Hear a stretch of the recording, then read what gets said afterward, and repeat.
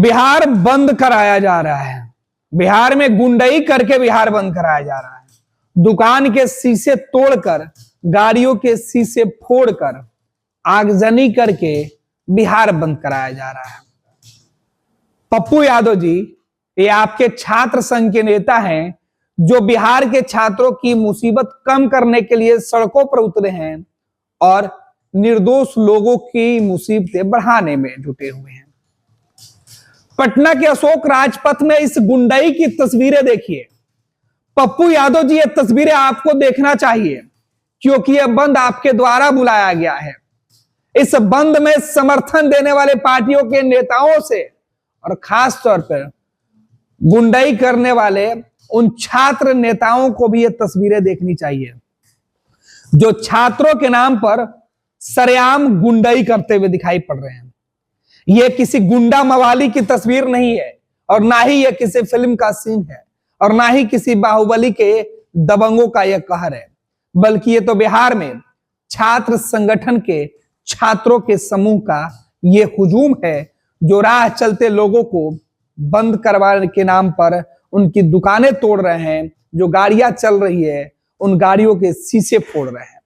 ये बिहार बंद का पप्पू यादव के उस पार्टी के द्वारा जो बंद बुलाई गई है उसका एक तरीका है कि किस तरीके से बिहार में बिहार बंद किया जा रहा है। इसका जवाब अब छात्र भी मांगेंगे क्योंकि जिस मुद्दे पर बिहार में बिहार बंद का कॉल किया गया था, छात्रों की जिस मुसीबत को कम करने का दावा किया गया था, आम लोगों की मुसीबत इसी तरीके से बढ़ाई गई है। एक तरफ पप्पू यादव बिहार बंद करके चक्का जाम किए हुए हैं। पप्पू यादव का बिहार बंद है और पप्पू यादव खुद गाड़ी पर सवार होकर बिहार बंद कराने निकले हैं, तो उनके समर्थक चलने वाली गाड़ियों की शीशा फोड़कर बिहार बंद करा रहे हैं। सड़क पर आगजनी करके आम लोगों को रोक दे रहे हैं। आम लोग सड़कों पर न निकले। जो खुली हुई दुकानें हैं उन दुकानों के शीशे फोड़कर लोगों के मन में डर पैदा किया जा रहा है। सवाल तो अब यह है कि जिस बीपीएससी पर दबाव डालने के लिए, जिस नीतीश कुमार की सरकार पर दबाव डालने के लिए बिहार बंद कराकर लोकतंत्र में अपनी आवाज उठाने के लिए नेताओं ने कॉल किया था, यह उसी बिहार बंद की तस्वीर है कि गुंडई कैसे की जाती है। पप्पू यादव के द्वारा जो बंद बुलाई गई है, इसमें जो लोग शामिल हैं, जो छात्र अपने आप को कहने वाले लोग हैं, जो छात्र संगठन के लोग कहने वाले लोग हैं, यह सवाल उनसे है कि आखिर ये कौन सा बंद है। क्या इसी दम पर गाड़ियों के शीशा फोड़कर, दुकानों में आगजनी करके, तोड़फोड़ करके, सड़कों पर आगजनी करके आप बंद बुलाइएगा और बिहार में अपने हित के लिए जो बिहार के लोग हैं उनकी संपत्तियों को नुकसान पहुंचा के क्या आप छात्रों का भला कर पाइएगा? आप किन छात्रों का भला कर रहे हैं या आप अपनी राजनीति करना चाहते हैं? गरीबों को कुचल कर, पप्पू यादव जी आप तो गरीबों के मसीहा हैं, गरीबों के उजड़े हुए घरों को बसाने जाते हैं, लेकिन यह तस्वीर आपको देखनी होगी कि पप्पू यादव जी ये आपके गुंडे हैं जो भेजे गए हैं पटना की सड़कों पर, अशोक राजपथ में। यह पटना का सबसे जो पुराना बाजार है जहां सुबह सुबह लोग अपनी जिंदगी की शुरुआत करते हैं, जहां से पूरे बिहार की लोगों की जो नब्ज है वो चलाई जाती है। दरअसल उसी इलाके में सबसे बड़ा अस्पताल है जहां दवाई की दुकानें हैं, कुछ जरूरत के अन्य दुकानें हैं और उन्हीं दुकानों में यह तोड़फोड़ की गई है। पप्पू यादव, इसका जवाब आपको देना होगा। पप्पू यादव, उन नेताओं को भी जवाब देना होगा जो इस बंद के नाम पर गुंडागर्दी कर रहे हैं। उन छात्रों को भी जवाब देना होगा जो बंद के नाम पर सड़कों पर लाठियां भांज रहे हैं। पुलिसकर्मियों से उलझते हुए इन तस्वीरों को देखिए।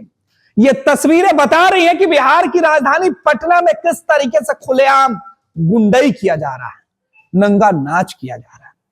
पप्पू यादव खुद गाड़ी पर बैठे हुए हैं, सुरक्षा घेरे में मौजूद हैं, उनके आगे पीछे उनके सैकड़ों समर्थक हैं और कुछ समर्थकों की यह भी तस्वीर है, हाथ में एक पार्टी विशेष का झंडा लिए ये लोग किस तरीके से गुंडई कर रहे हैं, लोगों के मनों में भय पैदा कर रहे हैं, लोगों को डराने की कोशिश की जा रही है। लोग स्वतः दुकानें बंद नहीं कर रहे हैं तो ये लोग उनकी दुकानों का शटर जबरन खींचकर नीचे गिरा दे रहे हैं। दुकानों में जो शीशे लगे हैं वो तोड़ा जा रहा है, लूटपाट की जा रही है। आखिर बिहार बंद छात्रों के नाम पर बुलाकर क्या गुंडई करने का लाइसेंस पप्पू यादव और उनके लोगों को मिल गया है? उन छात्रों को क्या लाइसेंस मिल गया है? बिहार बंद करके गाड़ियों का शीशा फोड़ने वाले पप्पू यादव के समर्थक ये बताएं कि जिस गाड़ी के चलने से सड़क पर आपने शीशे फोड़ दिए, उसी सड़क पर आपके नेता की गाड़ी कैसे दौड़ रही है? पप्पू यादव को भी शायद सड़क पर पैदल उतरना चाहिए था, तभी तो पता चलता कि आम लोग जब सड़क पर जाते हैं, यातायात का साधन नहीं रहता है तो कितनी दिक्कत होती है। अशोक राजपथ में चलने वाले वाहनों को रोक दिया गया। डर इस कदर था कि कोई गाड़ी वाला जाने को तैयार नहीं है। ऐसे में मरीज हो या उनके परिजन, हर कोई बेबसी का रोना रोकर खुद को कोसते हुए आगे जा रहा था। इस परिस्थिति में ना कोई छात्र बचा और ना ही कोई उनका अभिभावक। जिन छात्रों के जख्मों पर मरहम लगाने के लिए बीपीएससी पर दबाव डालकर 70वीं बीपीएससी की जो पीटी परीक्षा हुई थी उसे रद्द कराने की मांग की जा रही है, उसके लिए सड़कों पर गुंडई किया जा रहा है। गुंडई केवल एक जगह नहीं किया जा रहा, बिहार के कई जगहों पर की जा रही है। पटना के कई जगहों पर गुंडई की जा रही है और इसकी अगुवाई खुद पप्पू यादव कर रहे हैं। पप्पू यादव इस भीड़ में अलग अलग जगहों पर दिखाई पड़ रहे हैं और इसी भीड़ में पप्पू यादव के द्वारा जो लोग आए हुए हैं, जो बुलाए हुए लोग हैं, इनमें से कुछ लोगों ने तोड़फोड़ की है और इसकी अब जांच होगी।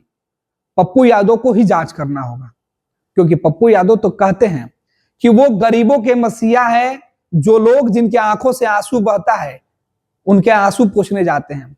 एक छोटा सवाल है, पप्पू जी, माननीय सांसद महोदय, क्या आप अशोक राजपथ में जिन गरीबों के दुकानों के शीशे टूटे हैं, जिस गरीब गाड़ी चालक के शीशे फूटे हैं, जिसकी गाड़ी में तोड़फोड़ की गई है, उसके आंसुओं को आप पोंछिएगा?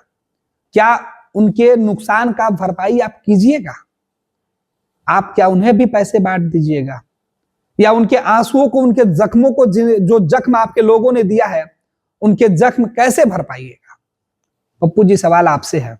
आप माननीय सांसद हैं, आपके ऊपर लोगों की हिफाजत करने की जिम्मेवारी है, ना कि अपने लोगों को उकसा कर इस कदर भेज दे सड़कों पर कि जाइए खुलेआम गुंडागर्दी करके लोगों के मन में भय पैदा कीजिए।